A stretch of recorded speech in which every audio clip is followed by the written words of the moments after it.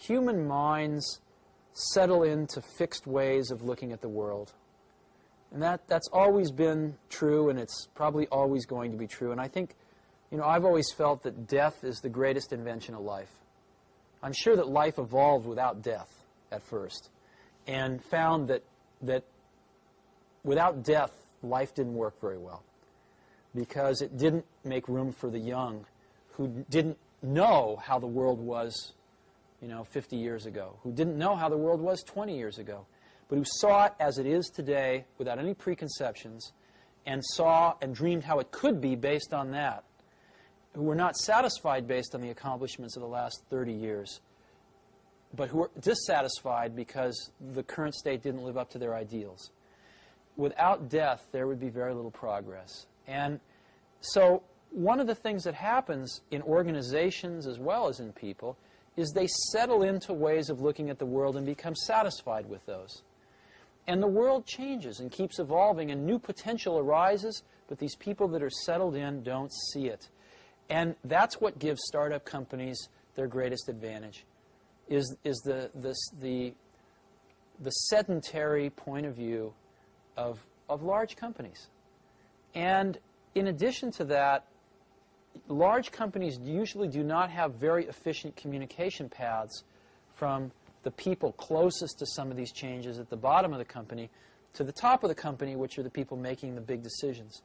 And so by the time, there may be people at the lower levels of these companies that see these changes coming, but by the time the word ripples up to the highest levels where they can do something about it, sometimes 10 years passes. And even in the case where part of the company does the right thing, at the lower levels, usually the upper levels screw it up somehow. I mean, IBM in the personal computer business was a good example of that. So I think as long as humans don't solve this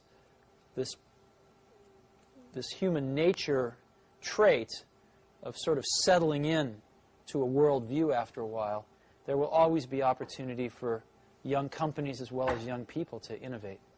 A lot of people come to me and they say, well, I want to be an entrepreneur. And I go, oh, that's great. What's your idea? And they go, well, I don't have one yet. And I say, well, I think you should go get a job as a busboy or something until you find something you're really passionate about, because it's a lot of work. And I'm convinced that about half of what separates the successful entrepreneurs from the non-successful ones is pure perseverance. It is so hard. You pour so much of your life into this thing, and there are such rough moments in time that most people give up. I don't blame them. I mean, it's really tough, and it consumes your life. I mean, if you've got a family and you're in the early days of a company, I can't imagine how one could do it. I'm sure it's been done, but it's rough. I mean, because it's pretty much an 18-hour-a-day job, 7 days a week for a while. So unless you have a lot of passion about this, you're going to not survive. You're going to give it up. So you got to have an idea or a problem or a wrong that you want to right that you're passionate about. Otherwise, you're not going to have the perseverance to stick it through. And I think that's half the battle right there. Somebody once told me, they said, live each day as if it will be your last, and one day you'll certainly be right. Sure. And I do that. And I really, you never know when you're going to go. Right. But you are going to go pretty soon. And if you're going to leave anything behind, it's going to be, your kids, a few friends, and your work, right? So that's what I tend to worry about.